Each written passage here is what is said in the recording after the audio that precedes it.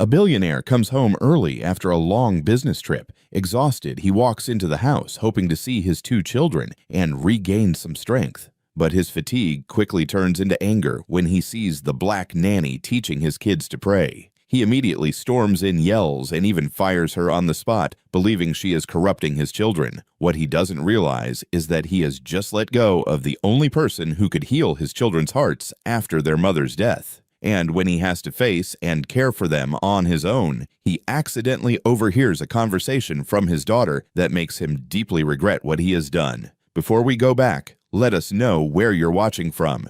And subscribe, because tomorrow I've got something extra special for you.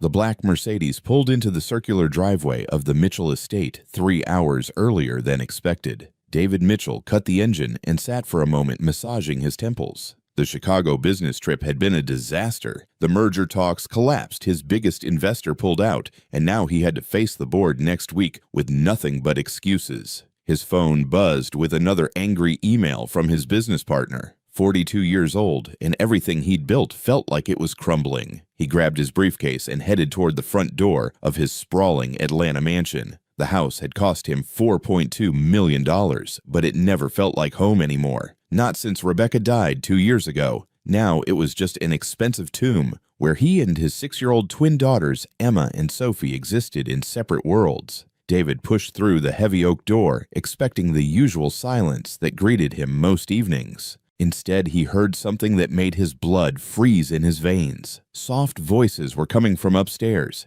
Gentle, melodic, unfamiliar words that sounded almost like singing. He dropped his briefcase on the marble floor with a sharp crack and moved toward the staircase. Each step up the polished wooden stairs felt heavier than the last. The voices grew clearer as he reached the second-floor hallway. They were coming from the girls' bedroom. "Dear God, please tell Mommy we love her very much," came Emma's sweet 6-year-old voice. "And tell her we're trying to be good, but sometimes we get scared at night."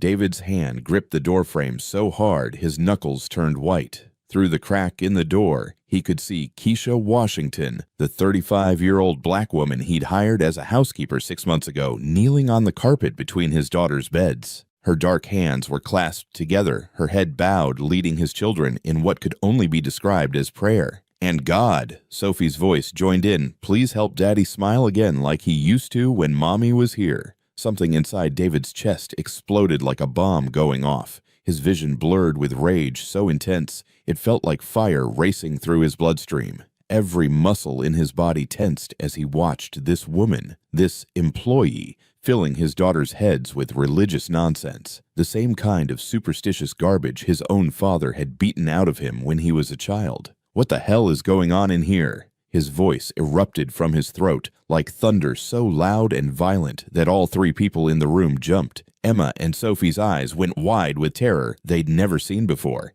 Keisha scrambled to her feet, her face drained of color. David stormed into the room, his 6'2" frame filling the doorway like a storm cloud. His dark eyes blazed with fury as he pointed an accusing finger at Keisha. "Are you teaching my daughters to pray? Are you filling their heads with this religious brainwashing?" "Mr. Mitchell, please, I can explain," Keisha started, but David cut her off with a roar that shook the windows. "Don't you dare try to explain this away." He grabbed a stack of children's books from the dresser and hurled them across the room. They crashed against the wall behind Keisha, making her flinch backward. "This is my house. These are my children, and I will not tolerate anyone poisoning their minds with fairy tales and false hope." Emma started crying, huge tears rolling down her cheeks. "Daddy, she was just helping us talk to Mommy." "Your mother is dead," David shouted, his face turning red with rage. "Dead and gone. There's no heaven, no God, no magical place where she's watching over you. The sooner you learn that life is cold and hard and unfair, the better prepared you'll be for reality."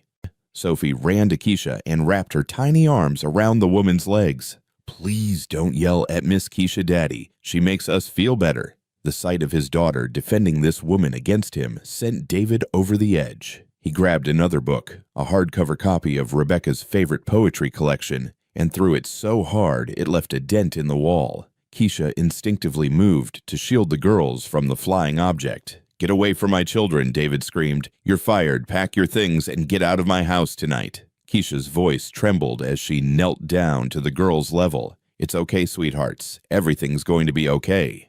But her hands were shaking as she gently moved Emma and Sophie away from her. "No!" Emma wailed. "Daddy, please don't make her leave. She reads us stories. She helps us when we have bad dreams." "I don't want to hear another word." David's voice cracked with the force of his shouting. "Both of you go to your bathroom and brush your teeth. Now." The twins looked between their father and Keisha with confusion and fear written all over their faces. They'd never seen their father like this. Wild-eyed, violent, completely out of control. Sophie started sobbing so hard she could barely breathe. "Go," David bellowed, pointing toward the bathroom door, "before I lose what's left of my patience." The girls ran their bare feet slapping against the hardwood floor as they fled to the bathroom. Their crying echoed through the house like a funeral dirge. David turned back to Keisha, his chest heaving with rage. "I trusted you with my daughters. I brought you into my home, paid you well, treated you with respect. And this is how you repay me, by going behind my back and filling their heads with religious garbage." Keisha straightened her shoulders, meeting his gaze, despite the fear in her eyes. "Mr. Mitchell, those little girls lost their mother. They're hurting, and they're looking for comfort. I wasn't preaching to them. I was just trying to help them process their grief by teaching them to talk to imaginary friends in the sky." David's laugh was cold and bitter. "By making them believe in magic and miracles, you've made them weak. You've given them false hope that will only crush them when reality comes calling." "Hope isn't false when it helps people heal," Keisha said quietly. "Those girls love their mother, and they need a way to feel connected to her memory. Prayer gives them peace." "Peace." David's voice dripped with contempt. "I'll tell you what gives people peace. Accepting the truth. Understanding that when someone dies, they're gone forever. Learning to rely on yourself instead of begging some invisible deity for help. I won't have my daughters growing up to be weak, dependent believers who think someone else is going to solve their problems." Keisha's voice grew stronger despite the tears forming in her eyes. "Mr. Mitchell, I've worked with grieving children before. What you're asking them to do, to just accept that their mother is gone forever with no comfort, no hope, that's not strength. That's cruelty." David stepped closer to her, his voice dropping to a dangerous whisper. "Don't you dare lecture me about my own children. You're a housekeeper. You clean toilets and fold laundry. You don't get to decide how my daughters are raised." The racist undertone in his words hit Keisha like a physical blow. She'd heard that tone before. The dismissive way certain white employers spoke to her as if her college degree in early childhood development meant nothing, as if her years of experience caring for children counted for nothing because of the color of her skin. "I want you out of this house in 30 minutes. David continued, his voice cold as ice. "Don't try to contact my daughters. Don't try to explain yourself to them. Just leave. And if I ever catch you trying to poison children's minds with this religious nonsense again, I'll make sure every family in Atlanta knows exactly what kind of person you are." Keisha stared at him for a long moment, seeing not just anger, but deep, unhealed pain in his eyes. "Mr. Mitchell, I understand you're hurting too. Losing your wife. Don't." David's voice was deadly quiet. "Don't you dare try to psychoanalyze me. Just get your things and go." From the bathroom came the sound of Emma and Sophie crying, their sobs muffled but heartbreaking. Keisha looked toward the sound, her heart breaking for them. "They need someone who understands what they're going through," she said softly. "They need their father," David snapped. "Not some stranger who thinks she knows better than I do about raising my own children." Keisha nodded slowly, walking toward the bedroom door. But she paused at the threshold and turned back to look at him. "Mr. Mitchell, anger and control can't fill the hole that grief leaves behind. Not for you, and not for those little girls. Someday you're going to realize that pushing away everyone who tries to help isn't strength. It's fear." David's face contorted with rage. "Get out now, before I call the police and have you arrested for trespassing." Keisha left the room without another word, her footsteps echoing down the hallway toward the servants' quarters where she kept her few belongings. David stood alone in his daughter's bedroom, surrounded by scattered books and the lingering scent of Keisha's lavender perfume. His hands were still shaking with adrenaline, his heart pounding so hard he thought it might burst from his chest. From the bathroom, he could hear Emma and Sophie whispering to each other, their voices thick with tears. They were probably wondering why their father had turned into a monster, why he'd driven away another person they cared about. But David pushed those thoughts aside. He'd done what needed to be done. He'd protected his daughters from false hope and religious manipulation. At least that's what he told himself as he walked out of their room, leaving them to cry alone in the bathroom while Keisha packed her bags downstairs. The house had never felt more empty. 30 minutes later, Keisha Washington stood in the servants' entrance at the back of the Mitchell mansion, her single worn suitcase in one hand and a cardboard box containing her few personal items in the other. The night air was thick with Georgia humidity, and crickets chirped in the perfectly manicured gardens that she would never see again. Through the kitchen window, she could see David Mitchell pacing back and forth like a caged animal, his phone pressed to his ear. Even from outside, she could hear his voice, sharp, aggressive, probably berating some poor business associate who had made the mistake of calling him after hours. The man was wound so tight, he looked ready to snap completely. Keisha set down her belongings and pulled out her cell phone. Her hands trembled as she scrolled through her contacts looking for anyone who might let her sleep on their couch tonight. 6 months of steady employment had just vanished in a matter of minutes, and her savings account had exactly $243 in it. Not enough for a hotel room for more than a few nights, certainly not enough to cover rent on a new apartment. But money wasn't what made her chest feel like it was being crushed in a vice. It was the memory of Emma and Sophie's faces when their father had exploded with rage. Those two little girls had been through enough trauma to last a lifetime, and now they'd witnessed their father transform into someone they didn't recognize, someone who threw books and screamed about their dead mother with such venom that they'd probably have nightmares for weeks. The back door of the house opened with a soft click. Keisha looked up, expecting to see David coming to make sure she was actually leaving. Instead, Emma and Sophie appeared in their matching pink pajamas, their faces streaked with tears and their hair still damp from brushing their teeth. They looked around nervously as if afraid their father might catch them. "Miss Keisha," Emma whispered, running toward her with her arms outstretched. "Are you really leaving?"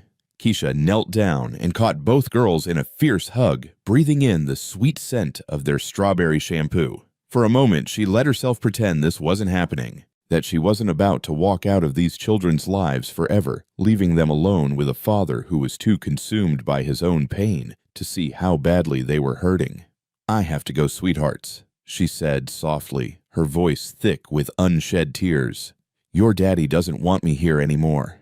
Sophie pulled back to look at her with those impossibly blue eyes that reminded Keisha so much of Rebecca Mitchell. "But why? We didn't do anything wrong, did we?" "No, baby. You didn't do anything wrong at all." Keisha smoothed Sophie's blonde hair away from her tear-stained face. "Sometimes grown-ups get confused and make decisions that don't make sense. But that's not your fault." Emma's lower lip quivered. "Is it because we were talking to Mommy? Did we make Daddy mad because we miss her?" The question hit Keisha like a punch to the stomach. These children were going to blame themselves for this. They were going to think their grief, their natural need to feel connected to their deceased mother, had driven away another person they cared about. "Listen to me," Keisha said, taking both their small faces in her hands. "Missing your mommy is the most normal thing in the world. Talking to her, thinking about her, wishing she was still here. All of that is okay. Don't ever let anyone tell you it's wrong to love someone who died." From inside the house came the sound of David's voice, no longer on the phone but calling for the girls. "Emma, Sophie, where did you go?" The twins looked at each other with panic in their eyes. They knew they weren't supposed to be outside, weren't supposed to be saying goodbye to the woman their father had just fired in a fit of rage. "Go back inside," Keisha whispered urgently, "before you get in trouble." "But what if we never see you again?" Sophie's voice was so small and broken it made Keisha's heart shatter into 1,000 pieces. Before Keisha could answer, the back door slammed open and David appeared on the porch. His hair was disheveled from running his hands through it, his dress shirt was wrinkled and partially untucked, and his face was flushed with a combination of anger and something that looked almost like shame. "Girls, get back in the house. Now." His voice was quieter than it had been upstairs, but no less commanding. Emma and Sophie reluctantly stepped away from Keisha, but they didn't move toward their father. They stood frozen in the middle of the patio, looking between the two adults like they were watching their entire world fall apart. "I thought I told you not to contact my daughters," David said to Keisha, his voice cold as winter. They came out here on their own, Keisha replied, standing up and brushing dirt off her knees. I didn't ask them to say goodbye. David's jaw clenched. Emma, Sophie, go to your room. We'll discuss your behavior in the morning. But, Daddy, Emma started. Go! The single word cracked like a whip, and both girls flinched as if he'd struck them. They ran past their father and into the house, their bare feet slapping against the hardwood floors. David and Keisha stood alone on the patio, the space between them crackling with tension and unspoken accusations. Fireflies blinked lazily in the darkness beyond the porch light, and somewhere in the distance a dog barked at something only it could see. You have no right to make this harder on them, David said, his voice barely controlled. They need to learn that when people leave, they're gone for good. Dragging out goodbyes just makes it worse. Keisha stared at him, seeing past his anger to the raw, unhealed wound beneath. Is that what you told yourself when Rebecca died? That it would be easier if you just accepted she was gone and moved on? David's face went white. Don't you dare bring my wife into this. She's already in it, Keisha said quietly. She's in every room of this house, in every conversation we don't have about her, in every prayer you won't let your daughter say. You can't make grief disappear by pretending it doesn't exist. I'm not pretending anything, David snapped. I'm being realistic. Rebecca is dead, gone, finished. The sooner Emma and Sophie accept that reality, the sooner they can start building actual coping mechanisms instead of relying on fantasies and false hope. Keisha picked up her suitcase and cardboard box, adjusting her grip on both. Mr. Mitchell, I've worked with a lot of grieving families, and I've learned that the people who insist they're being realistic are usually the ones running the hardest from their own pain. She started walking toward the driveway where her old Honda Civic was parked, but she stopped and turned back to look at him one more time. Those little girls in there, they're not the ones who need to learn how to cope with loss. They're doing exactly what children should do. They're feeling their feelings, they're remembering their mother with love, and they're looking for ways to stay connected to her memory. You're the one who's given up. You're the one who's decided that feeling nothing is easier than feeling everything.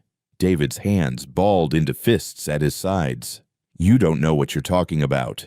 You don't know what it's like to lose the love of your life and then have to pretend everything's fine for the sake of your children. You don't know what it's like to look at your daughters every day and see your dead wife's face staring back at you. For the first time since the confrontation began, Keisha's voice softened with genuine compassion.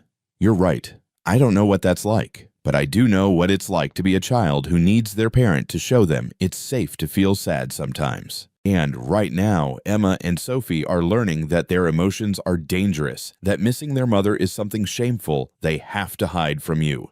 David opened his mouth to argue, but no words came out, because somewhere deep in his chest, in a place he'd locked away 2 years ago, he knew she was right. Keisha loaded her belongings into her car and got behind the wheel. As she backed out of the driveway, she looked up at the second-floor window where Emma and Sophie's bedroom was located. 2 small silhouettes stood pressed against the glass, watching her leave. She raised one hand in a small wave, and both girls waved back frantically until the car disappeared around the corner. Inside the house, David stood at the kitchen window and watched Keisha's taillights fade into the darkness. The house felt different already, quieter, emptier, as if something essential had been stripped away. From upstairs came the sound of muffled crying, and David realized his daughters were weeping, not just for the woman who'd just left their lives, but for the father who'd transformed into a stranger right before their eyes. He poured himself 3 fingers of bourbon and sat at the kitchen table, staring at the glass without drinking. On the counter next to him was a small ceramic bowl that Emma and Sophie had made for Keisha at their school's pottery class.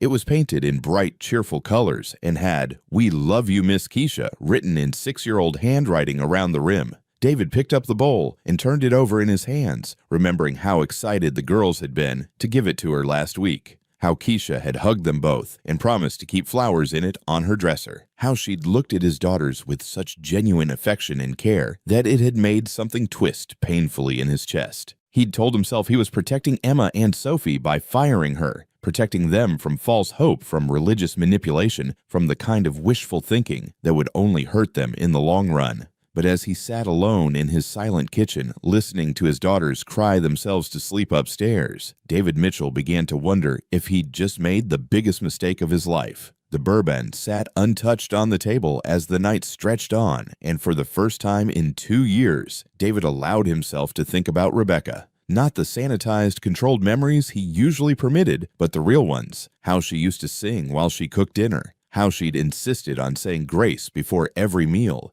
even though he'd rolled his eyes and complained. How she'd knelt beside Emma and Sophie's cribs when they were babies, whispering prayers of protection and love. How she would have hated what he'd just done. The Mitchell mansion had become a tomb.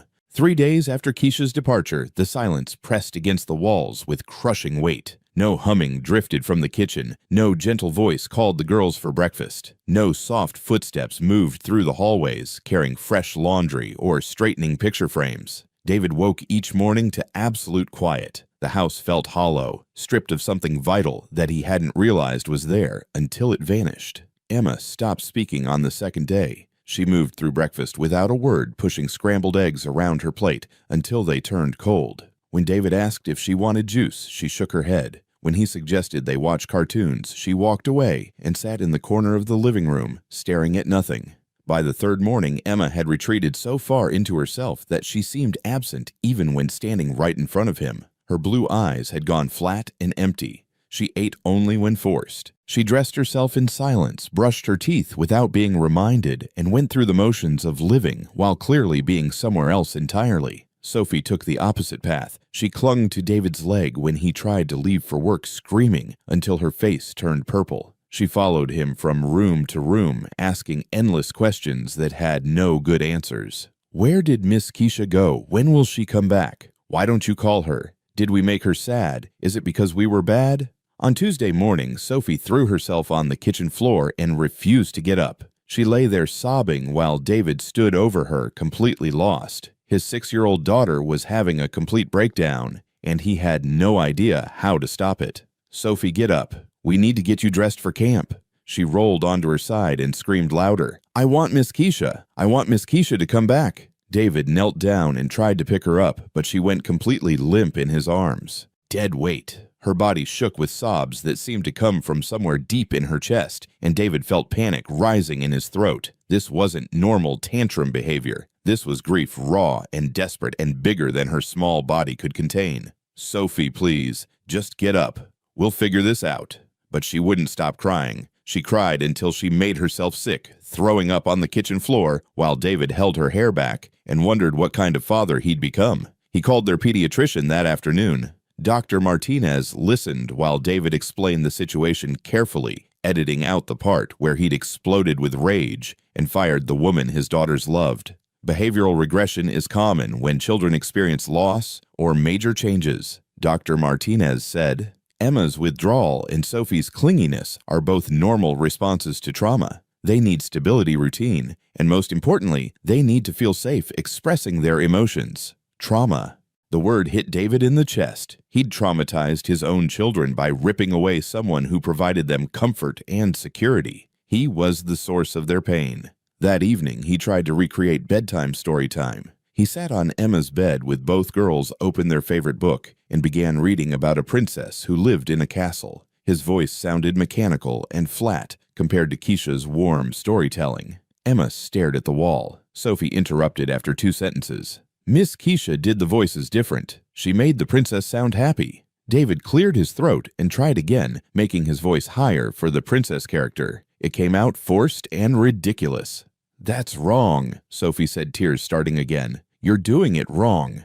Emma finally spoke, her voice barely a whisper. She's not coming back, is she? David closed the book. No, she's not coming back. Both girls started crying then. Not tantrum crying, but the deep, hopeless sobs of children who understood they'd lost something important forever. David sat there watching his daughters fall apart and realized he'd created this disaster. He'd taken 2 little girls who were just beginning to heal from their mother's death, and he'd torn open their wounds all over again. Wednesday morning brought new problems. Emma wet the bed for the first time in 2 years. When David found her huddled in her bathroom trying to clean herself up with toilet paper, his heart broke completely. It's okay, sweetheart.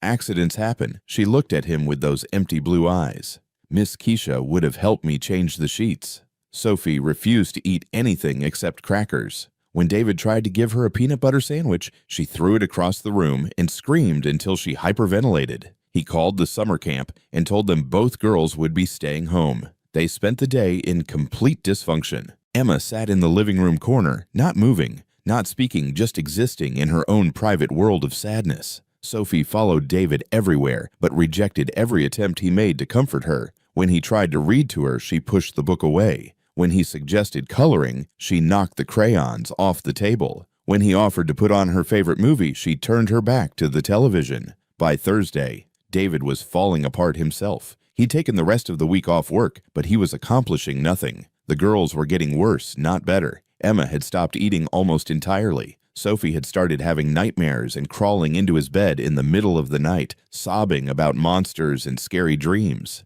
He found himself standing in the kitchen at 2 a.m, staring at the ceramic bowl Emma and Sophie had made for Keisha at pottery class. The bright colors and childish handwriting mocked him. "We love you, Miss Keisha."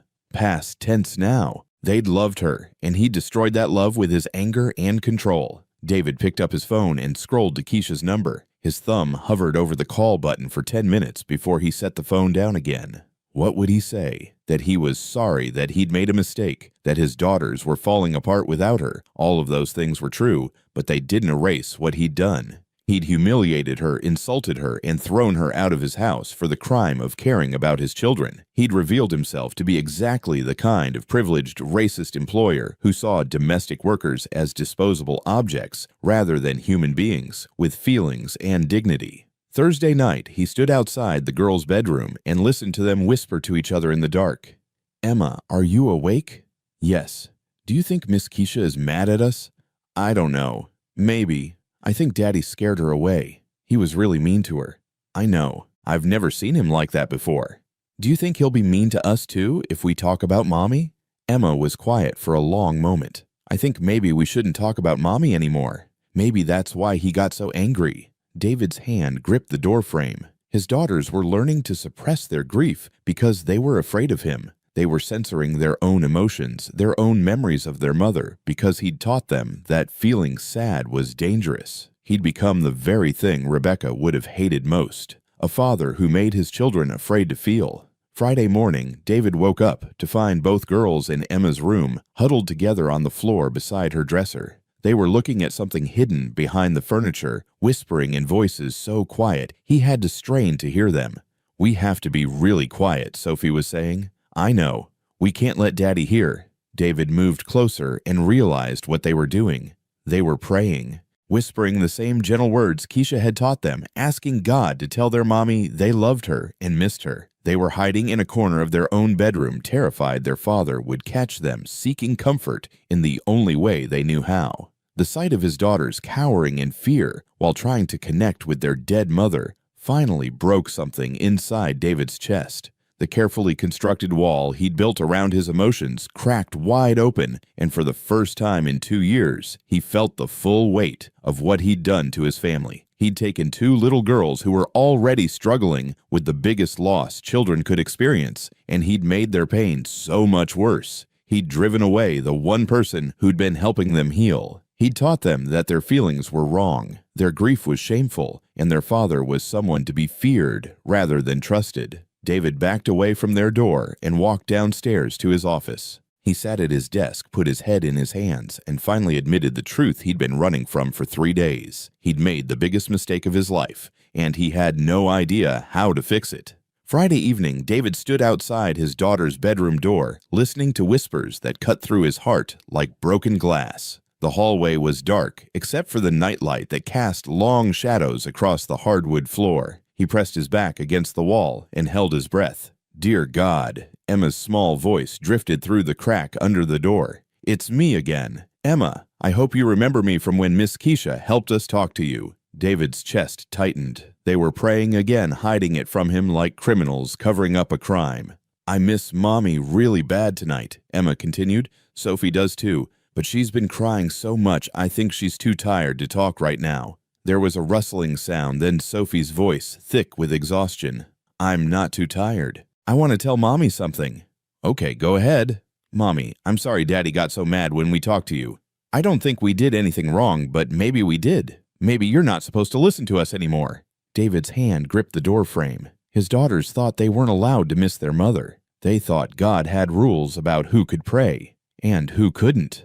"Sophie, that's not true," Emma whispered urgently. "Miss Keisha said God listens to everyone, especially kids who are sad. But Daddy said there's no heaven. He said Mommy is just gone forever, and we need to stop pretending she can hear us." "I know what Daddy said, but Miss Keisha said parents sometimes get confused when they're hurting really bad. She said it's okay if Daddy doesn't believe the same things we do." David felt something crack open inside his chest. Keisha had been teaching his daughters compassion for him even while he was destroying their world. She'd given them permission to love him even when he couldn't love himself. "Do you think Mommy knows Daddy fired Miss Keisha?" Sophie asked. "Probably. Mommy knows everything now that she's in heaven." "Do you think she's sad about it?" Emma was quiet for a long moment. "I think maybe she's more sad that Daddy is so angry all the time. Remember how Mommy used to make him laugh? She used to put funny voices in our bedtime stories, and Daddy would smile even when he was tired from work." "I barely remember that," Sophie said. "I remember Mommy singing to us, but I don't remember Daddy being happy." The words hit David like a physical blow. Sophie had been only 4 when Rebecca died. Her memories of him as a happy father were already fading, being replaced by images of the cold, angry man he'd become. "Emma, do you think we'll ever be happy again?" "I don't know. Miss Keisha said families can be happy even when someone dies, but they have to work really hard at it. She said the people who are still alive have to take care of each other and remember the good things about the person who died. But Daddy doesn't want to remember good things about Mommy. He gets mad when we talk about her." "I know. That's why I think Daddy is the saddest one of all of us. At least we can talk to each other about missing Mommy. Daddy doesn't talk to anyone about it." David's eyes filled with tears he'd been holding back for 2 years. His 6-year-old daughter had just diagnosed his problem with more accuracy than any therapist. He was the saddest one because he'd refused to let anyone help him carry the weight of his grief. "Should we pray for Daddy too?" Sophie asked. "Yeah, maybe if we pray for him, God will help him not be so angry." "Dear God," Sophie's voice was barely audible. "Please help our Daddy. I think he misses Mommy just as much as we do, but he doesn't know how to say it. Miss Keisha said sometimes grown-ups forget it's okay to cry. Can you please remind Daddy that it's okay to be sad about Mommy dying?" David pressed his hand over his mouth to keep from making a sound. His daughters were praying for him. After everything he'd put them through, they still loved him enough to ask God to help him. "And God," Emma added, "can you please bring Miss Keisha back? We need her, and I think maybe Daddy needs her too, but he doesn't know it yet. She makes everything feel safer and warmer, and she helps us remember Mommy in happy ways instead of just sad ways." "Please, God," Sophie whispered. "We'll be extra good if you bring her back. We'll clean our room without being asked, and we'll eat all our vegetables, and we won't fight with each other. We just want our family to feel like a family again." The room went quiet then, and David realized they were finished praying. He heard them climbing into Emma's bed together, something they'd been doing every night since Keisha left. 2 little girls comforting each other because their father couldn't provide the emotional safety they needed. David walked downstairs to his office and closed the door. He sat at his desk, staring at the phone, finally understanding what Keisha had been trying to tell him.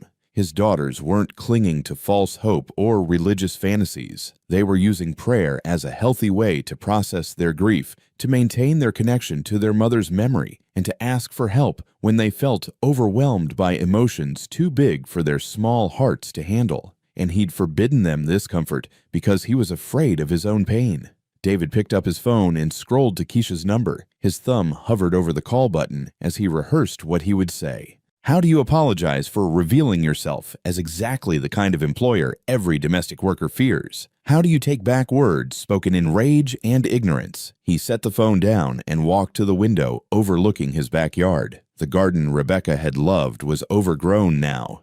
Weeds choking out the flowers she'd planted with such care. He'd let it die, just like he'd let everything else beautiful in his life wither away. But his daughters were still fighting to keep something alive. They were still talking to their mother, still believing in love and hope, and the possibility that broken things could be healed. They were stronger than he was, braver than he was, more emotionally mature than their 42-year-old father, who'd been running from his feelings for 2 years. David returned to his desk and picked up the phone again. This time he didn't hesitate. He pressed call and waited while it rang once, twice, 3 times. "Hello." Keisha's voice was cautious, hesitant. "Keisha, it's David Mitchell." Silence stretched between them for several seconds. "I didn't think I'd hear from you again," she said carefully. "I didn't think I'd be calling," David replied. "But I need to tell you something. I was wrong about everything." "Mr. Mitchell." "No, let me finish. I've spent the last 3 days watching my daughters fall apart, and I finally understand what you were trying to do for them. You weren't filling their heads with nonsense. You were helping them heal." Keisha's voice remained guarded. "What exactly are you saying?" "I'm saying I made a terrible mistake. Emma and Sophie need you. They've been praying for you to come back every night since I fired you. And tonight, I realized they've been praying for me too, asking God to help me not be so angry all the time. Those girls love you, Mr. Mitchell, even when you scare them." "I know. And that makes what I did to them even worse. I took away the one person who was helping them feel safe to grieve their mother. I taught them that their emotions were dangerous, that missing Rebecca was something shameful they had to hide from me." David's voice cracked. "Keisha, they were hiding in Emma's room tonight, whispering prayers because they're afraid I'll get angry if I catch them talking about their mother. My own daughters are scared of me." "Children are resilient," Keisha said softly. "They can forgive things adults never could." "Can you forgive me?" David asked. "For what I said to you, for how I treated you, for showing you exactly the kind of man I am when I'm threatened by things I don't understand." Another long pause. "Mr. Mitchell, I've been working for families like yours for 10 years. I've been fired before for caring too much about the children I was hired to help. I've been treated like I was disposable, like my feelings didn't matter, like I was just another appliance that could be replaced when it stopped working the way you wanted." David winced at the accuracy of her assessment. "But those little girls," Keisha continued, "they're not disposable. They need stability, consistency, and adults who don't abandon them when things get difficult. If I come back, it can't be on the same terms as before." "What are your terms?" "I want to be their nanny, not their housekeeper. I want to focus on their emotional and educational needs, not cleaning your house and cooking your meals. And I want your word that you'll never again punish them for grieving their mother or seeking comfort in whatever way helps them cope." David closed his eyes. "You have it. All of it. And, Mr. Mitchell, the next time you have a problem with how I'm caring for Emma and Sophie, you come to me privately, and we discuss it like adults. You don't explode in front of them and traumatize them further." "Agreed. I'll be there Sunday morning," Keisha said. "And Mr. Mitchell, you might want to consider that those prayers your daughters have been saying aren't just for them. Maybe you need to figure out how to talk to someone about Rebecca too, even if it's not God, even if it's just a therapist or a grief counselor. Those girls need their father to be whole, not just present." The line went quiet, and David realized she'd hung up. He sat in his office for another hour thinking about everything his daughters had said in their whispered prayers. They'd seen his pain more clearly than he'd seen it himself. They'd offered him more compassion than he'd shown anyone since Rebecca's death. And maybe, just maybe, it was time to stop running from the love that was still waiting for him to accept it. Sunday morning arrived with Atlanta sunshine streaming through the kitchen windows, but David Mitchell had been awake since 4 a.m. pacing through his house like a man preparing for the most important business meeting of his life. His hands shook as he made his 3rd cup of coffee, and he'd already showered twice just to have something to do with his nervous energy. Emma and Sophie were still asleep upstairs, exhausted from another night of whispered prayers and muffled crying. They had no idea Keisha was coming back. David had decided not to tell them until she actually walked through the door. He couldn't bear to see their faces if something went wrong, and she changed her mind. At exactly 9 a.m., a car door slammed in the driveway. David looked out the front window and saw Keisha walking up the stone pathway, carrying the same worn suitcase and cardboard box she'd left with 4 days ago. She moved slowly, deliberately, like someone approaching a house that might explode without warning. David opened the front door before she could ring the bell.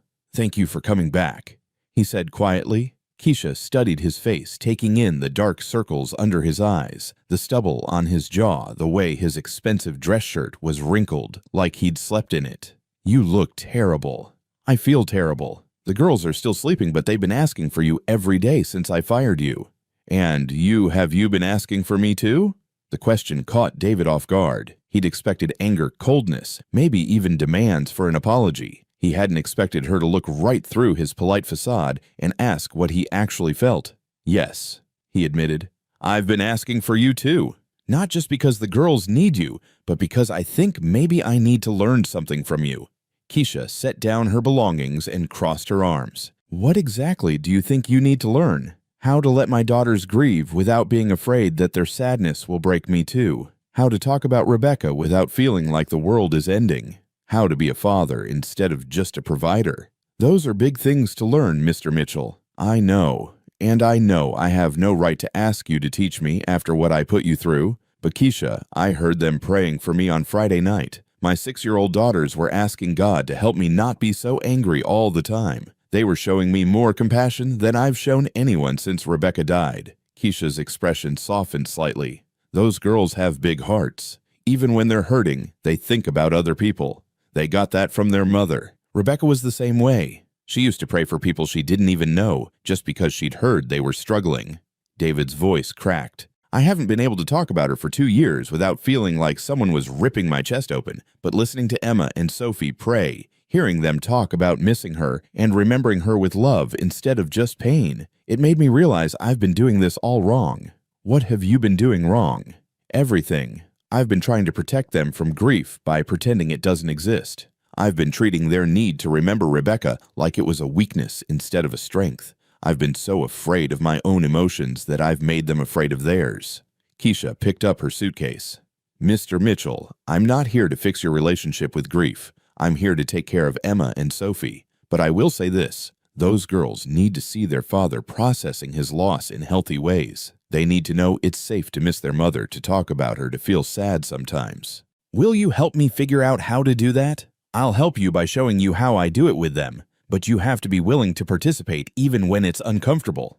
David nodded. "I can do uncomfortable. I've been doing impossible for 2 years." From upstairs came the sound of small feet running across hardwood floors. Emma's voice called down the stairwell. "Daddy, is someone here?" David and Keisha looked at each other.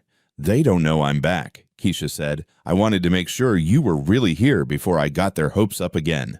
The sound of footsteps on the staircase grew louder, and then Emma appeared at the top of the stairs in her pink pajamas, her blonde hair sticking up in every direction. She looked down at the foyer and saw Keisha standing there with her suitcase. For a moment, Emma just stared as if she couldn't believe her eyes. "Miss Keisha," her voice was barely a whisper. "Hello, sweetheart." Emma let out a shriek that could have woken the entire neighborhood. "Sophie, Sophie, come here right now. Miss Keisha is back." The sound of running feet exploded from the upstairs hallway, and Sophie appeared at the top of the stairs, her eyes wide with disbelief. Both girls flew down the staircase and launched themselves at Keisha with such force she had to brace herself against the wall to keep from falling over. "You came back," Sophie sobbed, wrapping her arms around Keisha's waist. "I thought you were gone forever. I thought Daddy made you too mad to ever come home," Emma added, burying her face in Keisha's shoulder. Keisha knelt down so she could hug them both properly, and David watched as his daughters transformed before his eyes. The hollow, empty look left Emma's face. The desperate clinginess melted away from Sophie's behavior. They were themselves again, whole and bright and alive in ways they hadn't been since Wednesday morning. "I missed you girls so much," Keisha said, tears streaming down her own face. "I thought about you every single day." "We prayed for you," Sophie said, pulling back to look at her. "We asked God to bring you back, and He did. We prayed for Daddy too," Emma added, glancing over at David. "We asked God to help him not be so sad about Mommy anymore." David felt his throat close up. His daughters had been interceding for him with the same God he'd told them didn't exist. They'd been asking for his healing while he'd been destroying theirs. "Girls," Keisha said gently, "your daddy called me and asked me to come back. He told me he made a mistake, and he wanted to make it right." Both girls turned to look at David with expressions he couldn't quite read. Hope mixed with wariness, love mixed with lingering fear. "Is that true, Daddy?" Emma asked. "Did you really ask her to come back?" "Yes," David said, his voice rough with emotion. "I realized that Miss Keisha wasn't doing anything wrong when she helped you talk about Mommy. She was helping you heal, and I was too scared to see it." "Scared of what?" Sophie asked. David looked at Keisha, who nodded encouragingly. "Scared of missing Mommy too much. Scared that if I let myself think about her and talk about her, I wouldn't be able to take care of you girls anymore. But I was wrong. Not talking about her hasn't made the missing go away. It's just made all of us sadder and lonelier." Emma walked over to him and took his hand. "Daddy, do you want to hear how we pray to Mommy Miss Keisha taught us, and it makes us feel better?" David's instinct was to say no, to retreat back into the safety of his emotional walls. But looking down at his daughter's hopeful face, seeing the way she was offering to share something precious with him, he found himself nodding. "I'd like that very much." Sophie ran to get her favorite blanket, and Emma grabbed the framed photo of Rebecca that used to sit on the mantelpiece before David had hidden it in a closet. They arranged themselves in a circle on the living room floor, David, Keisha, Emma, and Sophie with Rebecca's picture in the center. "We just talked to her like she's here," Emma explained. "Miss Keisha says love doesn't die when people die, so maybe Mommy can still feel how much we love her." "Do you want to go first, Daddy?" Sophie asked. David stared at the photograph of his deceased wife. Rebecca was laughing in the picture, her head thrown back, her eyes bright with joy. It had been taken at Emma and Sophie's third birthday party just 6 months before she got sick. She'd been frosting cupcakes with the girls, and all 3 of them had ended up covered in pink icing. "I don't know what to say," David admitted. "Just tell her something true," Keisha said softly. "Something from your heart." David took a deep breath. "Hi, Rebecca. It's me. I know I haven't talked to you since the funeral, and I'm sorry about that. I've been angry for so long I forgot how to be anything else. But our girls have been missing you, and they've been trying to help me miss you too, in the good way, instead of just the hurt way." His voice broke, but he kept going. "I'm sorry I made them hide their feelings about you. I'm sorry I made them think loving you was wrong, and I'm sorry I fired the woman who was helping them remember you with joy instead of just sadness." Emma reached over and squeezed his hand. "It's okay, Daddy. Mommy forgives you. She always forgave everybody for everything." Sophie nodded seriously. "And she's happy you asked Miss Keisha to come home." David looked up at Keisha, who was watching him with tears in her eyes. "Thank you," he said to her, "for coming back, for forgiving me, for loving my daughters when I didn't know how." "Mr. Mitchell," Keisha said, "you've always known how to love them. You just forgot that love includes letting people feel their feelings, even the hard ones." That night, David tucked Emma and Sophie into their beds for the first time in a week, without them crying themselves to sleep. They were exhausted, but peaceful, worn out from a day of laughter and storytelling, and the simple joy of being reunited with someone they loved. As he turned off their bedroom light, Sophie called out to him, "Daddy." "Yes, sweetheart. Will you pray with us tomorrow night too?" David smiled, and for the first time in 2 years, it didn't feel forced. "Yes, I think I'd like that very much." Monday morning broke different in the Mitchell house. David woke up to the sound of humming drifting from the kitchen and realized he'd slept through the night for the first time in a week. No middle-of-the-night crying from Sophie, no finding Emma curled up in the hallway outside his bedroom door.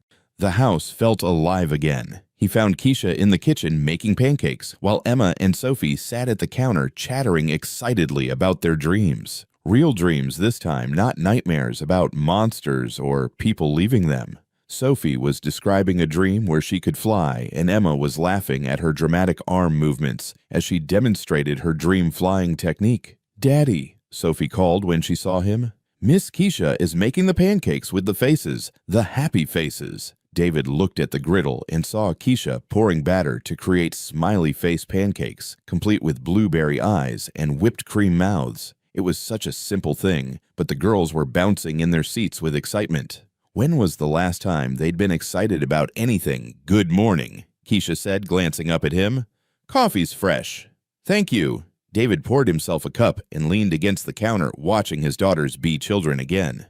"How long have you all been up?" "Since 6, Emma said. "We wanted to make sure Miss Keisha was still here when we woke up." "I told them I'm not going anywhere," Keisha said, flipping a pancake with practiced ease. "But I understand why they needed to check." David felt a stab of guilt. His children had developed abandonment anxiety because of his explosive behavior. They were afraid to sleep too long in case someone they loved disappeared while their eyes were closed. "Miss Keisha," Sophie said. Can you teach Daddy how to make the face pancakes? His regular pancakes taste like cardboard. Sophie, Emma scolded. That's not nice. But it's true, Sophie replied matter-of-factly. Keisha laughed, a warm sound that filled the kitchen with lightness. Maybe your daddy can be my assistant today. Would you like that, Mr. Mitchell? David found himself nodding. I'd like that very much. An hour later, David Mitchell stood at his own stove, attempting to flip pancakes under Keisha's patient instruction while his daughters offered commentary from their perch at the counter. Daddy, you're holding the spatula wrong, Emma said. The batter is supposed to be smooth, not lumpy, Sophie added. I'm trying, David replied, laughing despite himself. When was the last time he'd laughed in his own kitchen? Relax your wrist, Keisha said, standing beside him and guiding his hand. Cooking is about feel, not force. Her hand was warm over his, steady and sure. For a moment, David felt something he hadn't experienced in years. Not just physical attraction, but a sense of partnership, of working together towards something good. There, Keisha said as he successfully flipped a pancake without breaking it. You did it! The girls cheered like he'd just won the lottery, and David felt a ridiculous surge of pride. He'd made a pancake, one imperfect, slightly lopsided pancake, and his daughters were acting like he'd solved world hunger. After breakfast, they moved to the living room for what Keisha called morning circle time. David watched as she arranged pillows on the floor and invited everyone to sit in a circle. This is how we start each day, she explained to David. We talk about how we're feeling, what we're looking forward to, and what we're grateful for. I'll go first, Emma said, settling cross-legged on a purple pillow. I'm feeling happy because Miss Keisha is back. I'm looking forward to art time this afternoon, and I'm grateful that Daddy isn't angry anymore. David's chest tightened. Sweetheart, I'm sorry I was angry so much. That wasn't your fault. I know, Emma said simply. You were just sad about Mommy in the wrong way. Sophie bounced on her pillow. My turn. I'm feeling excited because we get to do circle time with Daddy now. I'm looking forward to making cookies later. And I'm grateful that our family feels like a family again. Both girls turned to look at David expectantly. I'm not sure I know how to do this, he said. Just say what's true, Keisha encouraged. David took a deep breath. I'm feeling grateful. More grateful than I've been in a long time. I'm looking forward to learning how to be the kind of father you girls deserve. And I'm sorry it took me so long to figure out that missing Mommy together is better than being sad alone. Emma crawled over and climbed into his lap. Daddy, do you want to see the prayer journal Miss Keisha helped us make? You have a prayer journal, Sophie ran to get a small notebook covered in stickers and crayon drawings. We write down things we want to tell Mommy, and things we're worried about, and things that make us happy. She opened the journal and showed him pages filled with 6-year-old handwriting and simple illustrations. David read entries like, Dear Mommy, I lost my tooth today and put it under my pillow. And I had a bad dream, but Miss Keisha said you're watching over us. And Daddy seems really sad, and I don't know how to help him. That last entry, written in Emma's careful cursive, broke something open in David's chest. You've been worried about me, he said. We worry about you all the time, Sophie said matter-of-factly. You don't smile very much, and you work too late, and sometimes we hear you walking around the house at night when you can't sleep. David looked at Keisha over the girls' heads. She was watching him with an expression of gentle understanding. Maybe, Emma said carefully, maybe you could write in the journal too sometimes. Miss Keisha says writing down feelings makes them less scary. Would that be okay? David asked Keisha. It's not my journal, she replied. It belongs to all of you. That afternoon, David found himself sitting in the garden with Emma and Sophie working on the art project Emma had mentioned at breakfast. They were painting rocks to create what Emma called a memory garden for Rebecca. Each rock represents a happy memory of Mommy. Emma explained carefully, painting a small stone bright yellow. This one is for how she used to sing in the car. Sophie held up a purple rock. This one is for how she made the best chocolate chip cookies in the world. David picked up a smooth gray stone and stared at it, his mind flooded with memories he'd kept locked away for 2 years. Rebecca dancing in the kitchen while dinner cooked. Rebecca reading bedtime stories with different voices for every character. Rebecca holding newborn Emma and Sophie, tears streaming down her face as she whispered how much she loved them.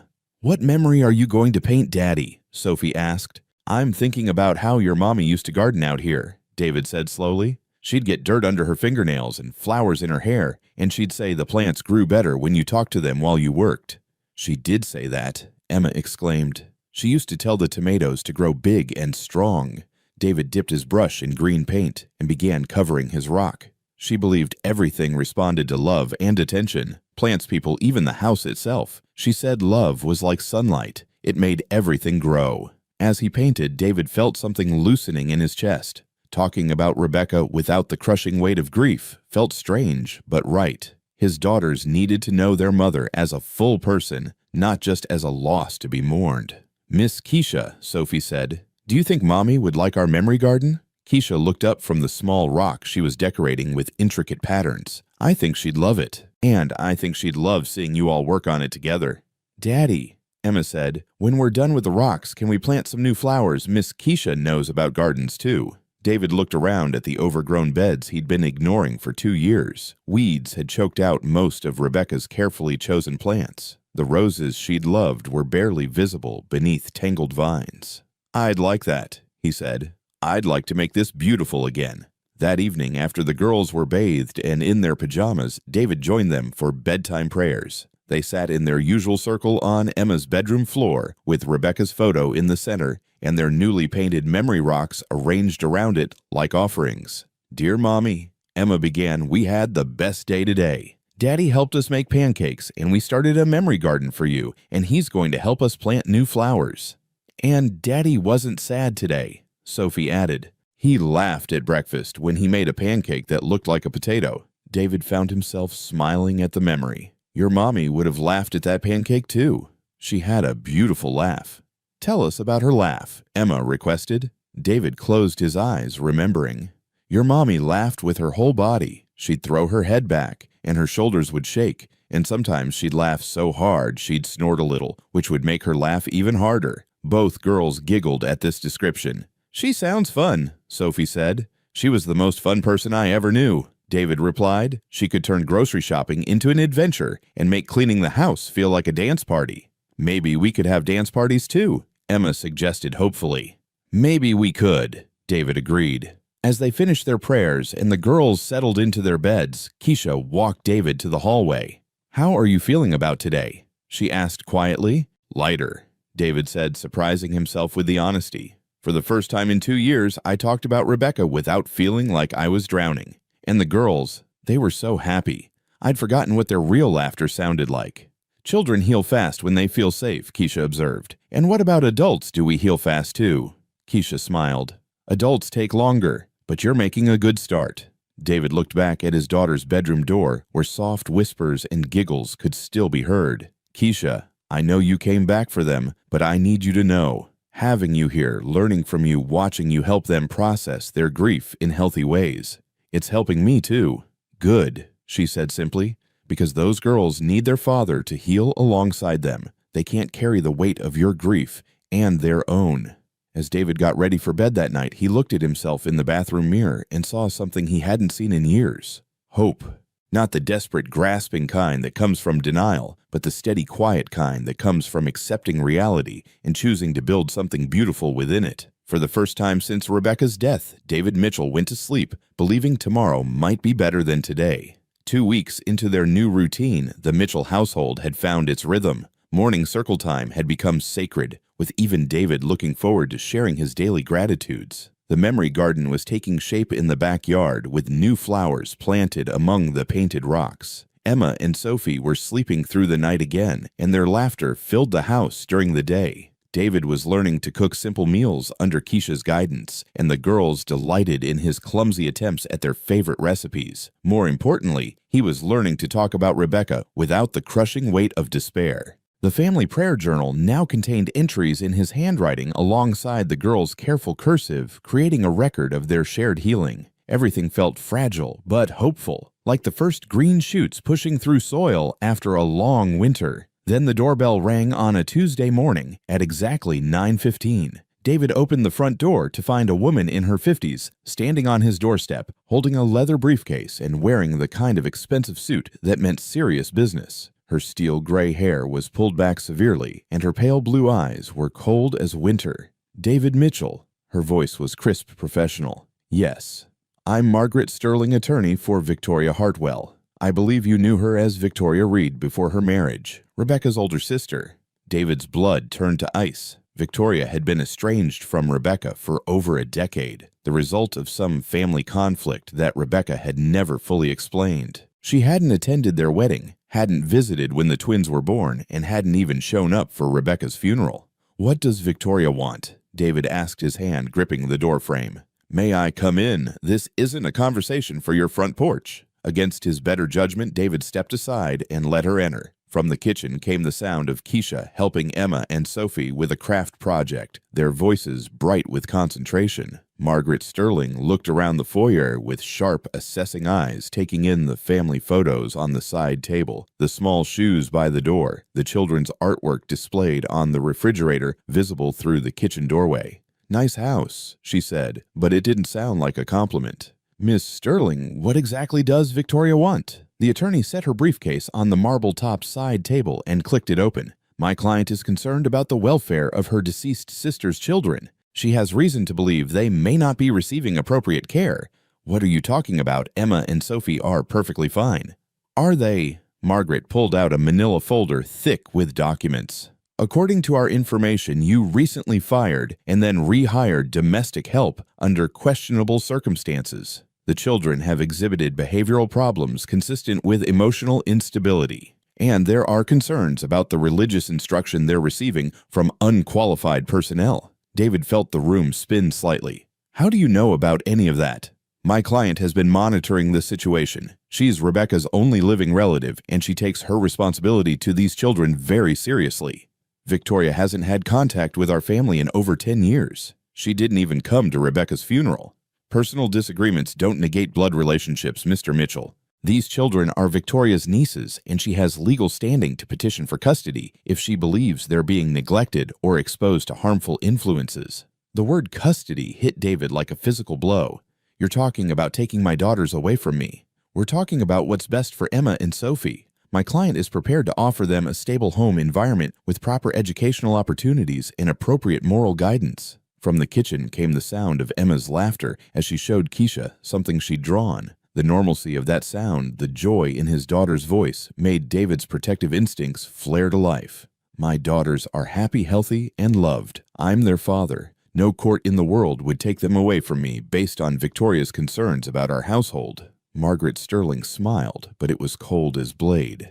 "Mr. Mitchell family court judges care about stability, consistency, and the best interests of the children. Can you honestly say that your recent behavior demonstrates those qualities?" "What recent behavior?" "Explosive anger directed at domestic staff in front of the children. Disruption of their daily routine through impulsive personnel decisions. Emotional volatility that has caused documented behavioral regression in both girls." David's mouth went dry. "How could you possibly know about that?" "My client has been thorough in her research. She's spoken with staff at the children's summer program, consulted with child development specialists, and gathered statements from people who have observed the family dynamic." The implications of what she was saying began to sink in. Victoria had been investigating him, building a case, preparing to challenge his fitness as a father. For how long had she been watching them, even before Keisha's departure and return? "Miss Sterling, I don't know what Victoria thinks she knows, but my daughters are thriving. They're receiving excellent care from someone who loves them, and they're processing their grief in healthy ways for the first time since their mother died.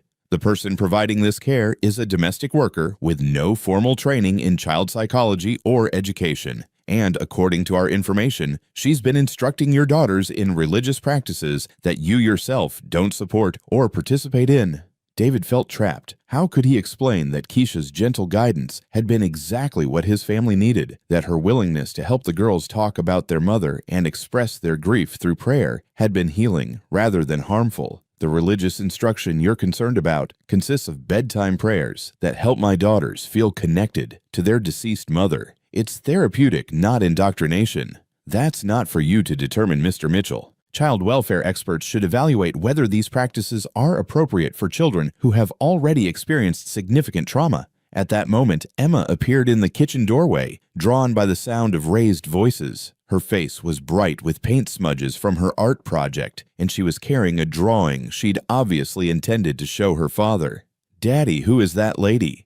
Emma asked, looking curiously at Margaret Sterling. "Go back to the kitchen, sweetheart. "I'll be there in a minute." But Emma was already studying the stranger with the sharp suit and cold eyes. Something in the woman's expression made Emma step backward toward the kitchen, her drawing clutched protectively against her chest. "Emma, right," Margaret said, her voice taking on an artificially sweet tone. "I'm a friend of your Aunt Victoria. She's been wondering how you and your sister are doing." Emma's eyes widened. "We have an Aunt Victoria." "You do indeed. She loved your mommy very much. And now she loves you and Sophie too." David watched his daughter's face, seeing confusion and wariness battling with natural curiosity. Emma had never heard Victoria's name mentioned in their house, had no context for understanding this woman's sudden appearance or claims of family connection. "Emma, please go back to Miss Keisha," David said firmly. "But Daddy, I wanted to show you my picture." "Later, sweetheart, please." Emma looked between her father and the stranger, clearly sensing the tension in the room. She turned and ran back to the kitchen, calling for Keisha in a voice that carried worry she was too young to understand. Margaret Sterling watched Emma disappear and made a note on a legal pad she'd pulled from her briefcase. "What are you writing?" David demanded. "Just observations." The child seems confused about family relationships, anxious when exposed to unfamiliar adults, and appears to seek comfort from domestic staff rather than her father. She seeks comfort from someone who has shown her consistent love and care. That's healthy attachment behavior. "We'll let the court decide what's healthy, Mr. Mitchell." The threat was clear now. Victoria wasn't just monitoring the situation. She was building a custody case. Every interaction, every moment of stress, every sign that David might not be the perfect father would be documented and used against him. "What does Victoria actually want?" David asked. "Full custody of Emma and Sophie with appropriate visitation rights, for you assuming you're willing to comply with court-ordered guidelines for their care and education." The room felt like it was closing in around David. Everything he'd worked to rebuild with his daughters, all the healing they'd accomplished together, could be destroyed by a woman who had never shown any interest in them until now. "Victoria doesn't know my daughters. She's never met them, never called them, never sent so much as a birthday card. What makes her think she has any right to disrupt their lives?" "Blood makes her think that, Mr. Mitchell, and the fact that she can provide them with stability, you apparently cannot." From the kitchen came the sound of Keisha's voice, calm and reassuring, probably trying to distract Emma and Sophie from the tension radiating through the house. The normalcy of that sound, the evidence of love and care and safety that defined their daily life, made David's resolve harden. "Miss Sterling, you can tell Victoria that if she wants to have a relationship with Emma and Sophie, she can reach out like any other relative and ask to meet them. But I will fight any attempt to remove my daughters from their home with every resource I have." Margaret Sterling closed her briefcase with a sharp click. "Mr. Mitchell, I hope for the children's sake that you'll reconsider. Victoria is prepared to provide them with opportunities and advantages you simply cannot match. Private schools, cultural enrichment, exposure to appropriate social circles. They don't need social circles. They need love stability and people who understand what they've been through. Love doesn't pay for Harvard, Mr. Mitchell, and stability requires more than good intentions." She handed him a business card and a thick legal document. "You're being served with preliminary custody papers. You have 30 days to respond through your attorney. I suggest you use that time to seriously consider what's truly best for Emma and Sophie." After she left, David stood in his foyer holding the custody papers with hands that shook with rage and fear. Through the kitchen doorway, he could see Keisha helping the girls clean up their art supplies, her presence a calm anchor in what had just become a storm that threatened to destroy everything they'd built together. Emma and Sophie had no idea that their quiet Tuesday morning had just become the beginning of a fight for their future. But David knew, and as he looked at the legal papers in his hands, he realized that protecting his daughters was going to require a kind of strength he'd never needed before. The battle for his family was just beginning. 2 weeks had passed since Keisha's return, and the Mitchell house had found its rhythm. David had started working from home 3 days a week, joining morning circle time and helping with bedtime prayers. Emma was talking freely about her mother again, and Sophie had stopped having nightmares. The memory garden was thriving with new flowers, and laughter echoed through rooms that had been silent for too long. David was reviewing quarterly reports in his home office when the doorbell rang on a Tuesday afternoon. Through his window, he saw a sleek black sedan in the driveway and a woman in an expensive suit walking toward his front door. Mr. Mitchell. The woman's voice was crisp and professional when David opened the door. I'm Jennifer Walsh, attorney, representing Victoria Hartwell. I believe you knew her as Rebecca's sister. David's blood turned to ice. Victoria was Rebecca's older sister, a corporate lawyer from New York, who hadn't spoken to their family since Rebecca's funeral. She'd made it clear then that she disapproved of David's parenting choices and thought the girls would be better off with proper family. What does Victoria want? David asked, not inviting the lawyer inside. Miss Hartwell is filing for emergency custody of Emma and Sophie Mitchell. She has concerns about their current living situation and believes they would benefit from a more stable environment. The world tilted sideways. Stable environment, this is their home.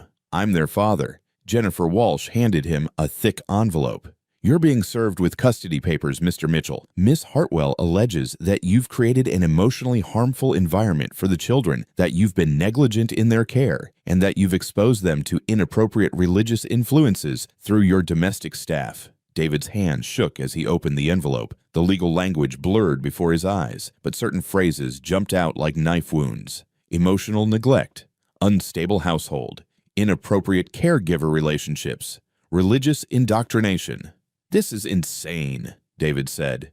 Victoria barely knows Emma and Sophie. She's seen them twice since Rebecca died. Miss Hartwell is prepared to provide a loving Christian home with proper moral guidance. She's documented several instances of concerning behavior, including your termination and rehiring of domestic staff, the children's reported emotional distress, and what she considers inappropriate boundary crossing between the children and their caregiver. From inside the house came the sound of Keisha reading to the girls in the living room. Emma's laughter rang out as Keisha did a silly voice for one of the characters. The sound that had brought David such joy just moments ago now felt like evidence being used against him.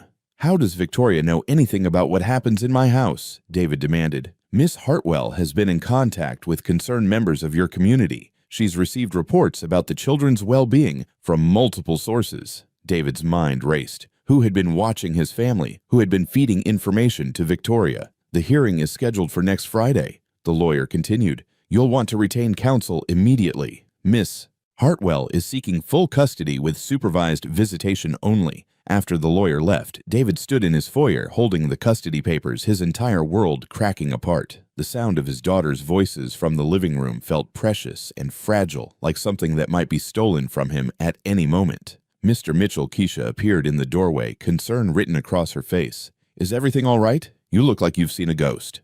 Victoria is trying to take the girls, David said, his voice hollow. Rebecca's sister is filing for custody. She says I'm an unfit parent. Keisha's face went pale. What? David handed her the papers. She's claiming I've created an emotionally harmful environment. She knows about me firing you and hiring you back. She knows about the girls being upset. Someone's been watching us reporting back to her. Daddy! Emma's voice came from the living room. Are you okay? You sound scared. David forced himself to walk into the living room, where Emma and Sophie were curled up on the couch with a picture book. They looked so small, so innocent, completely unaware that their entire world was about to be turned upside down again. I'm fine, sweetheart, David lied, sitting down beside them. How's the story?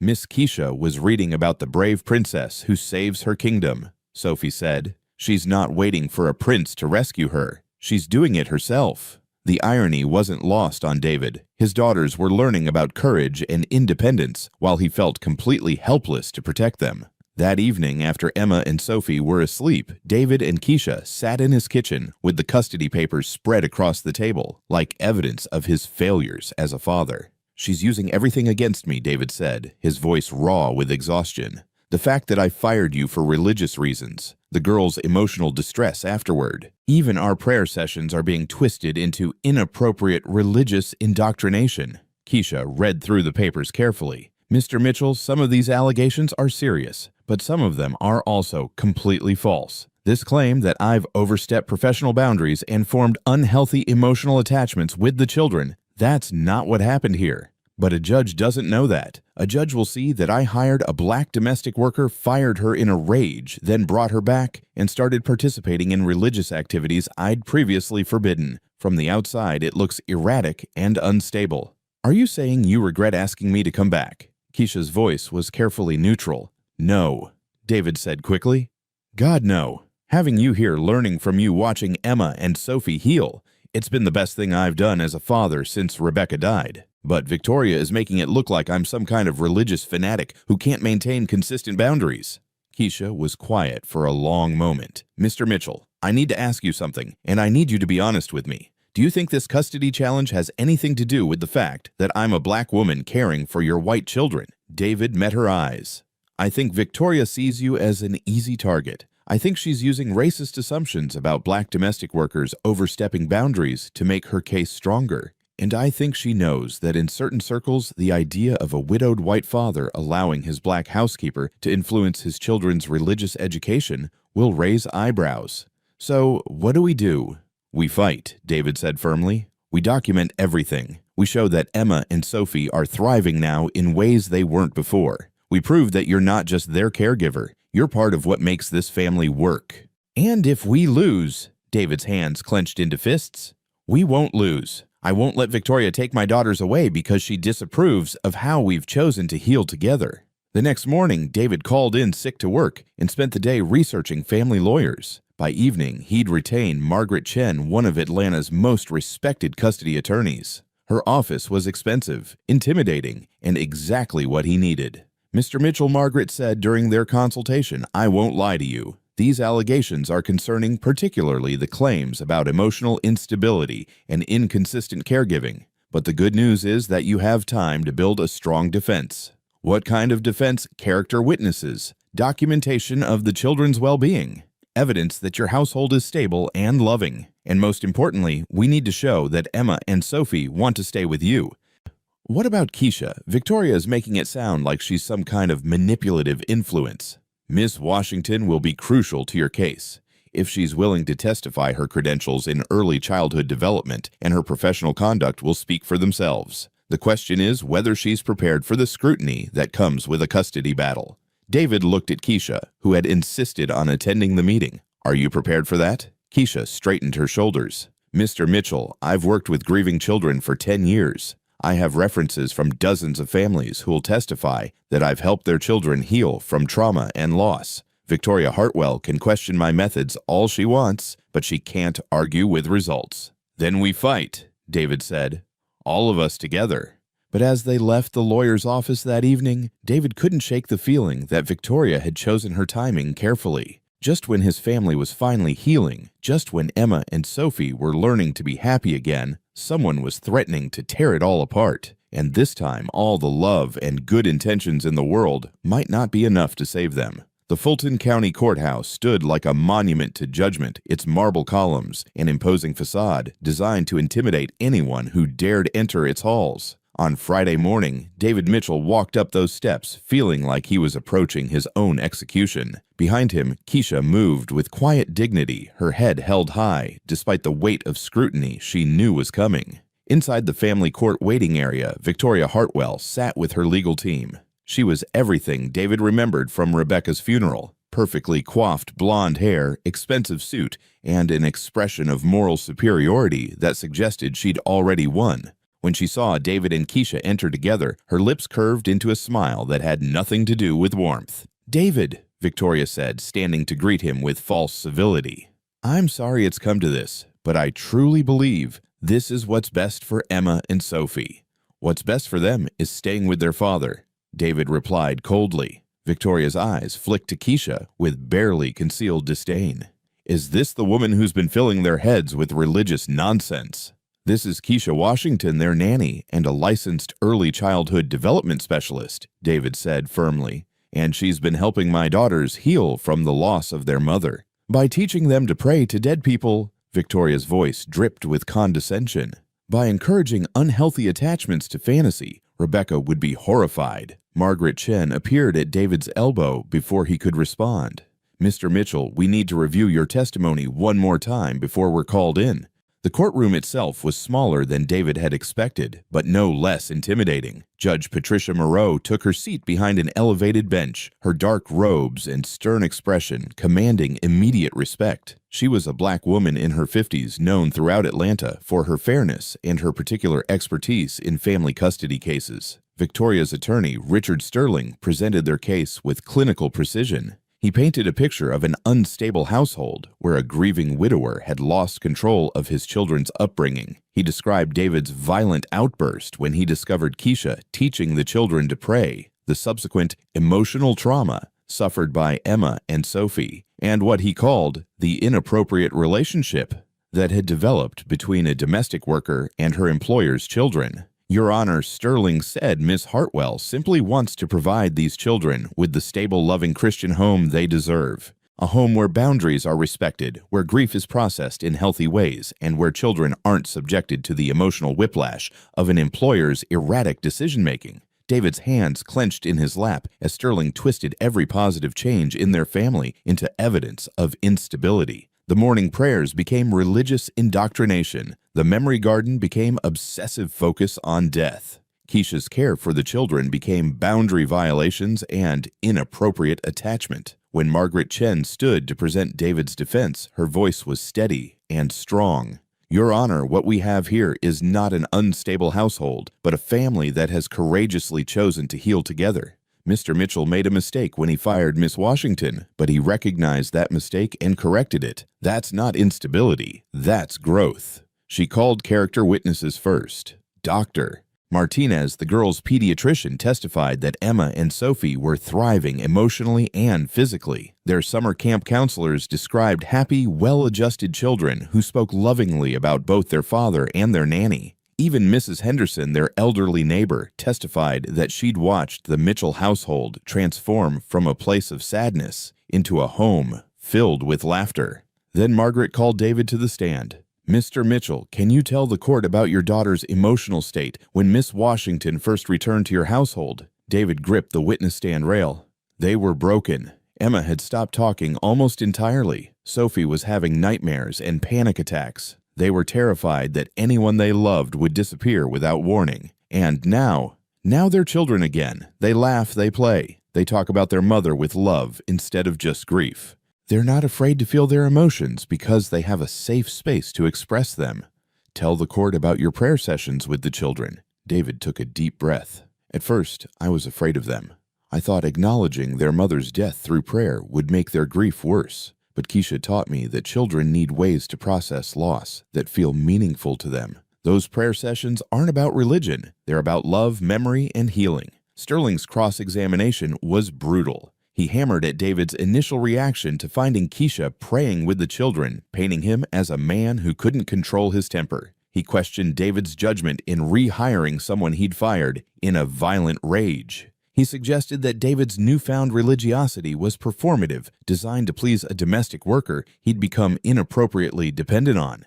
Mr. Mitchell, isn't it true that you've essentially handed over the emotional care of your children to an employee? No, David said firmly. Keisha has taught me how to be a better father. She's shown me that loving my daughters means helping them process their grief, not pretending it doesn't exist. And if this court determines that your household is unsuitable for raising children, what would be your response? David's voice cracked with emotion.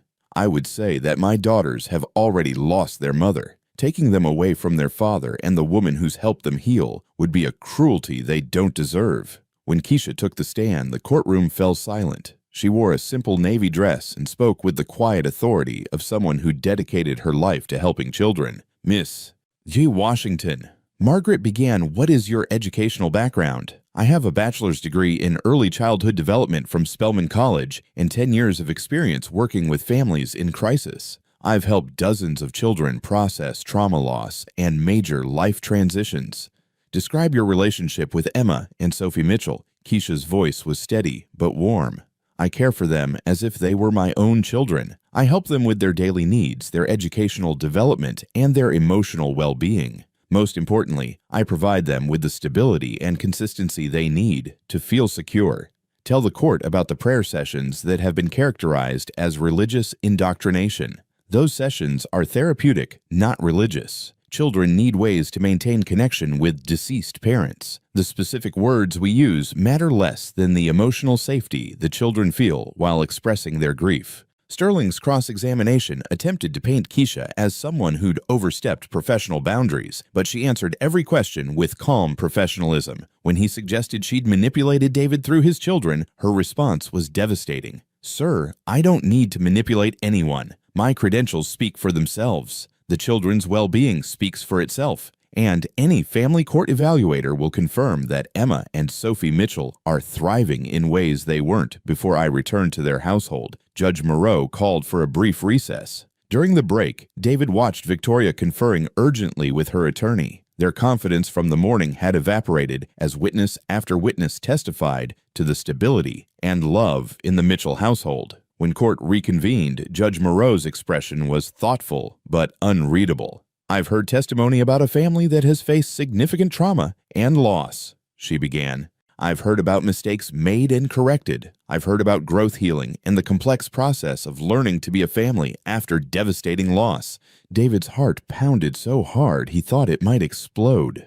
"Miss Hartwell, while your concerns for your nieces are understandable, this court finds no evidence of abuse, neglect, or instability that would warrant removing these children from their father's care. Mr. Mitchell has demonstrated that he's capable of recognizing his mistakes and making necessary changes to ensure his daughter's well-being." Victoria's face went white with shock. "Furthermore," Judge Moreau continued, "the evidence shows that Emma and Sophie Mitchell are thriving under their current care arrangement. Miss Washington's professional qualifications and the clear bond she's formed with these children suggest that her presence in their lives is beneficial, not harmful. Therefore, this court denies the petition for emergency custody. Emma and Sophie Mitchell will remain with their father, David Mitchell." The gavel's bang echoed through the courtroom like a gunshot. David felt his knees go weak with relief. Behind him, he heard Keisha's quiet, "Thank God," and felt tears he'd been holding back for hours finally start to fall. Victoria stormed out of the courtroom without a word, her dreams of rescuing her nieces from their unsuitable home crashing around her. As they walked down the courthouse steps together, Emma and Sophie, waiting in the car with Margaret's assistant David, turned to Keisha. "We did it," he said simply. "We did," she replied. "But David, this was never really about custody. This was about proving that love comes in many forms, and family isn't always defined by blood." That evening, as they gathered for their usual bedtime prayers, Emma asked the question that had been weighing on all their hearts. "Daddy, are we safe now? Is anyone going to try to take us away again?" David pulled both girls into his arms. "You're safe. We're a family, and families protect each other." "Even Miss Keisha?" Sophie asked. David looked at Keisha, who was watching them with tears in her eyes. "Especially Miss Keisha," he said. "She's not just your nanny anymore. She's part of our family." For the first time since Rebecca's death, David Mitchell felt like his family was complete. 3 weeks after the courthouse victory, life settled into a new rhythm at the Mitchell house. The constant fear that had gripped them during the custody battle began to fade, replaced by something David hadn't felt in years: genuine hope for the future. Emma and Sophie had bounced back from the stress with the resilience only children possess. They threw themselves back into summer activities with renewed energy, but David noticed they stayed closer to home, now reluctant to be away from him and Keisha for too long. The custody battle had taught them that their family, while strong, could still be threatened. David found himself working from home more often, not because he had to anymore, but because he wanted to. Board meetings that once seemed crucial now felt less important than watching Sophie perfect her cartwheel in the backyard or helping Emma with her latest art project. It was during one of these quiet afternoons that David realized something fundamental had shifted inside him. He was standing in the kitchen watching Keisha teach the girls how to braid friendship bracelets when the thought hit him like lightning. He was in love with her. Not the desperate, clinging love of someone afraid to be alone, but the deep, steady love of someone who'd found their perfect partner. Keisha had become essential to their family, not just as a caregiver, but as the person who'd taught them all how to heal. She'd shown him how to be a better father, helped his daughters process their grief, and somehow managed to create space for Rebecca's memory while building something entirely new. That evening, after the girls were asleep, David found Keisha in the garden, watering the flowers they'd planted together. The memory stones they'd painted weeks ago caught the last rays of sunset, and the whole scene felt like something Rebecca would have loved. "Keisha," David said, joining her among the flowers, "can I tell you something?" She looked up from the watering can, noting the serious tone in his voice. "Of course."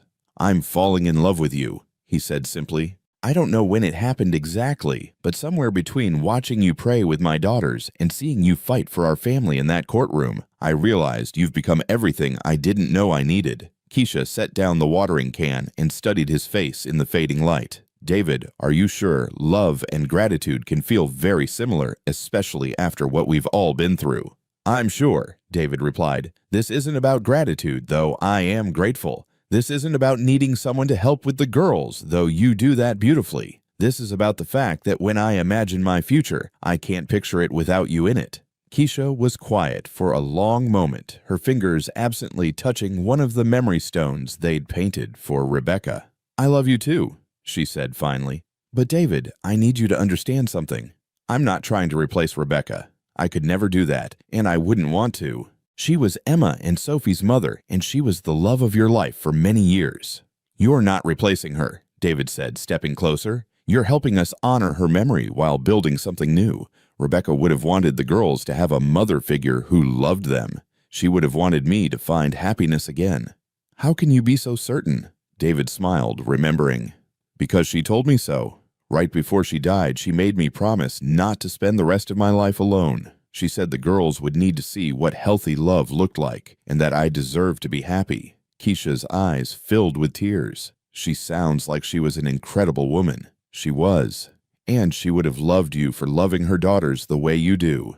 That night, they told Emma and Sophie about their feelings during their evening prayer circle. David had worried the girls might feel confused or disloyal to their mother's memory, but their reaction surprised him. Does this mean Miss Keisha will be our new mommy? Sophie asked with 6-year-old directness. If you'd like her to be, David replied carefully. But she'll never replace your first mommy. She'll just be another person who loves you very much. Emma considered this seriously. Can we still talk to our first mommy in prayers? Always, Keisha assured her. Your mommy will always be your mommy. I'd just be someone who takes care of you and loves you too. Like having two mommies, Sophie asked. One in heaven and one here. Exactly like that, David said. Emma crawled into Keisha's lap. I think Mommy sent you to us. When we used to pray for Daddy to be happy again, I always imagined someone like you coming to help us. 6 months later, on a crisp December morning, David and Keisha stood in the small chapel where he and Rebecca had been married. Emma and Sophie served as flower girls, proudly carrying baskets of white roses and baby's breath. The guest list was small, close friends, colleagues, and Margaret Chen, who'd become a family friend after the custody battle. Before the ceremony began, David stood alone in the chapel's antechamber holding the prayer journal Emma and Sophie had started with Keisha months ago. He opened to a blank page and wrote, Rebecca, today, I'm marrying someone who loves our daughters as much as you did. Someone who helped us remember you with joy instead of just sadness. I think you'd approve. I hope you know we'll never stop loving you, but we're ready to love again too. The ceremony was simple but beautiful. When the minister asked if anyone objected to the union, Emma piped up in her clear 6-year-old voice, Our first mommy says it's okay. We asked her in prayers. The congregation laughed, and David felt Rebecca's presence in the sound warm, approving, full of love. As they exchanged vows, David promised to love Keisha not just as his wife, but as the woman who'd helped his family heal. Keisha promised to honor Rebecca's memory while building new traditions and new love. When they kissed to seal their marriage, Emma and Sophie cheered so loudly, the whole chapel erupted in applause. That evening, at the reception in their backyard garden, David watched his new wife dance with his daughters under string lights and stars. The memory stones still marked Rebecca's special places in the garden, but now they were surrounded by new life, new growth, new love. The family that had been broken by loss had been rebuilt through faith, patience, and the courage to love again. And somehow, in honoring the past while embracing the future, they'd found something even more beautiful than what they'd lost. 2 years later, the Mitchell-Washington house buzzed with the kind of chaos that only comes from a life fully lived. The morning sun streamed through kitchen windows as Keisha packed lunchboxes while simultaneously helping Emma practice her spelling words and reminding Sophie to brush her teeth properly. David stood at the counter tie half-nodded reading emails on his phone while attempting to braid Sophie's hair. The domestic symphony that had once seemed impossible now felt as natural as breathing. Daddy, you're making my braid lopsided, Sophie complained, squirming in her chair. Your daddy's many talents don't include hairstyling, Keisha said with a laugh, taking over the braid with practiced efficiency. Good thing we have time for do-overs. Emma looked up from her spelling practice. Mama Keisha, can you help me with necessary? I always forget where the second C goes. The word mama still made Keisha's heart skip. The girls had started using it naturally about 6 months after the wedding, not because anyone had pushed them to, but because it felt right. They still prayed to their first mommy every night, still painted memory stones for the garden, still kept Rebecca's picture on the mantelpiece. But they'd also learned that love multiplies rather than divides, and that families can grow in beautiful, unexpected ways. Necessary, Keisha spelled out slowly. Remember, it's necessary to have 1 C and 2 S's. David finished his tie and grabbed his coffee mug. I should be home by 4 today. What's the plan for this afternoon? Art therapy at the center, Emma said proudly. I'm teaching the new kids how to make memory gardens. 6 months ago, Keisha had opened the Sunshine Learning Center in downtown Atlanta, a specialized facility for children dealing with trauma and loss. What had started as a dream during their early conversations had become reality with David's business expertise and financial backing. The center served dozens of families, providing therapy, education, and support for children navigating difficult life transitions. Emma and Sophie had become unofficial ambassadors for the center, sharing their own healing journey with newer families who were just beginning to process their grief. Mrs. Johnson is bringing her little boy today, Sophie added. His daddy died in a car accident, and he doesn't want to talk to anyone. But Emma thinks our Memory Stone project might help him. David felt the familiar surge of pride watching his daughters transform their own pain into compassion for others. They'd learned lessons about resilience and empathy that would serve them for the rest of their lives. That sounds perfect, David said, kissing both girls on the forehead. You two are going to be amazing helpers today. As the family finished breakfast and prepared for their respective days, the mailman delivered a letter that would add another layer of joy to their already full life. Keisha opened the official-looking envelope and read the contents twice before the words sank in. David, she called to him as he gathered his briefcase. You need to see this. She handed him the letter from the Georgia Department of Human Services. David's eyes widened as he read the notification that their application to become licensed foster parents had been approved. We're officially qualified to provide emergency placement for children in crisis, Keisha said, her voice thick with emotion. They'd begun the foster care application process 6 months ago after meeting so many families at the Learning Center who needed temporary care for children during difficult transitions. It had been Emma's idea initially. If we can help kids who miss their parents, why don't we just invite them to live with us until their families get better? She'd asked with 8-year-old logic that cut straight to the heart of the matter. This means Marcus can come stay with us, Sophie said, reading over David's shoulder. Marcus was a 7-year-old boy whose mother was in rehabilitation and whose grandmother was too elderly to provide full-time care. He'd been attending the Learning Center for 3 months, and the girls had grown attached to his quiet resilience. It means we can help lots of children, David corrected gently, one at a time for as long as they need us. That evening, the family gathered for their traditional sunset prayer in the garden. The memory stones for Rebecca were now part of a larger memorial garden that included stones for other loved ones lost by families who'd found healing at the center. The garden had become a place of pilgrimage for people seeking peace with their grief. Dear God, Emma began, her 9-year-old voice clear and confident. Thank you for making our family bigger again. Thank you for letting us help other kids who are sad like we used to be. And thank you for bringing Mama Keisha to us, Sophie added. Even though we still miss our first mommy, we're not sad anymore. We're just grateful.